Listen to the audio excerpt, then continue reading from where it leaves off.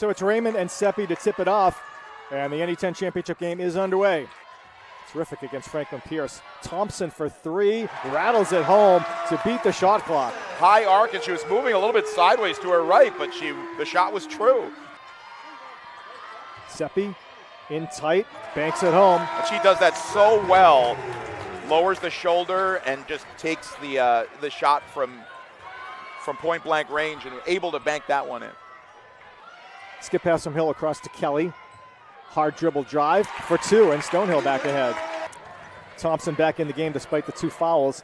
Feeds inside for Seppi, who gets the first shot of the second quarter to go. Vermonte tries her hand at a three and buries it. So that's the first long ball for Stonehill. Gonzalez probes against Kelly, and she'll get a chance for a three-point play. Sweet move by Janessa Gonzalez for the N1. Raymond handoff to Thornton.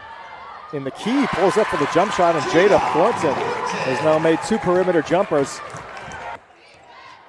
Whitmore to the cup. Nice left-hand runner, and maybe that will get the Falcons going. Gonzalez on the hard drive. Her banker goes. And how about Janessa Gonzalez? 7 points off the bench. There's another player who's been an energy player for her team. Here's Brecky to the basket. She scores her first and one. Brecky with the straight line drive. Finishes with her off hands, and she'll have a chance for the N1. Well, Brecky has not found the range from beyond the arc, so she decided to put it on the floor, and she gets rewarded with an N1 opportunity. And Bentley can make this a one possession here. Bouchard powers away across the lane and banks it in. Gets Seppi to bite. Elbow jumper won't go. Santoro on the glass, misses the putback. Second try, score it. Offensive rebounding, helping Stonehill now. Just keeping the Falcons at arm's length. Bouchard tries the three, got it. And finally we see somebody else make a long ball. And Seppi isolated again against Glidden. Goes to the drop step with the right hand and banks it in. Yeah, her first point since the first half. Behind the basket at that end, encouraging their team. Brecky to the basket on Stapleton, flips it up and in, and we have a new game. Santoro in the lane. Oh, nice move to get away from Gonzalez, and squeezes it up and in. Used the pivot beautifully that time, found space and was able to shoot off the left foot. Shot just 10% in the fourth quarter. Cabantu weaves in the lane and gets to the hoop unimpeded. Second basket for Amanda Cabantu. Now it's Seppi working against Glidden. No. Second chance. Yes. Used her height and followed her shot. Was able to get the putback, and this matches Bentley's biggest lead, or is Bentley's biggest lead.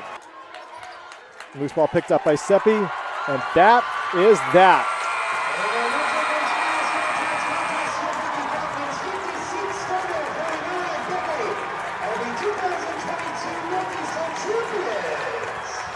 T. White in her first season on the floor wins the Northeast 10 championship in a thriller against longtime rival Stonehill. NE10 tournament most outstanding player from Bentley is number 24, Anna Seppi. And again, unsurprisingly, the most outstanding player in this tournament is Autumn Seppi. It's Bouchard, Brecky, and Hartley Meyer out there to take home the trophy. Ladies and gentlemen, the 2022 Women's Basketball Champions, your Bentley University Falcons. We're with C. White. First of all, you're no stranger to NE10 championships at Bentley, having been a player here, a standout player, and an assistant coach. This is your first time competitively coaching a competitive team. Tell us your thoughts about being a champion in your first year as head coach. It's truly wild. It's truly wild. This is a real dream come true. I thank Coach Stevens every day for preparing me for this moment. But I really thank these girls. These women are unbelievable, and they carried all of us. They carried me here. So it's all about these women. In this game, you struggled offensively early. Second half, your defense, which has carried you through this tournament, was spectacular. In the fourth quarter, I don't know if you know this, you kept Stonehill to 1 of 14 shooting, and you ended the game on a 15-2 run. Your thoughts on that D? Yeah, they're a fantastic defensive team. They're a robotic unit that knows what they're doing. They help like crazy. So I knew that we were going to struggle to score a little bit, but as long as we could make it difficult for them to not go off and have those large runs like last time, we'd be in good position to win the game. Last question, obviously with this game having so much meaning, not only for NE10 hardware, but more importantly, the loser might not have gotten an at-large bid to the NCAA tournament. What does this mean for you guys going forward now that you're going to be participating in March Madness? Yeah, the last, I would say, 3 or 4 games are they were do or die, and our players knew that. They were focused up, they were locked in, and I think that was that gritty, tough mentality that was the reason we could win those really hard-nosed games, knowing that, hey, this could be our last. Congratulations on a well-deserved victory. I appreciate it, thank you. Autumn, you struggled early, but you kept the team afloat, did the work for your club, shot not your normal great shooting percentage, but you and your teammates found a way to win. Tell us about what it meant to earn this championship on your home floor with so much at stake. You might not have made it had you lost.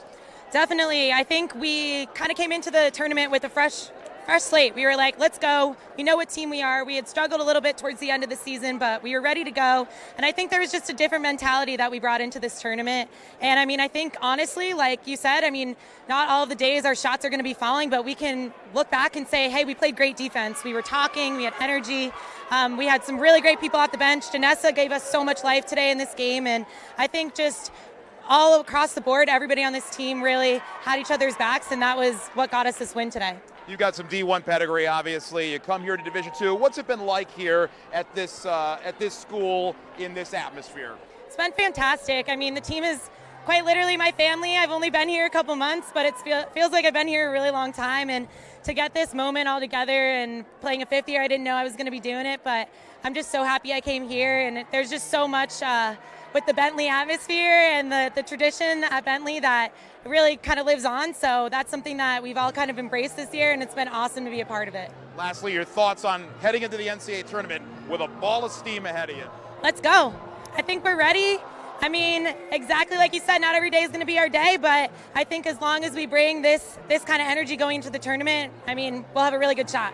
Congratulations on a terrific tournament end year. Thank you so much. Have a good night. Thank you too. Autumn Seppi. She's got the hardware. Bentley wins. Back to you guys. Thanks, Chris. And as Autumn Seppi just said, let's go. Falcons ready for the NCAAs next weekend. But for now, they can celebrate the Northeast 10 Conference Championship as they beat Stonehill 56-49.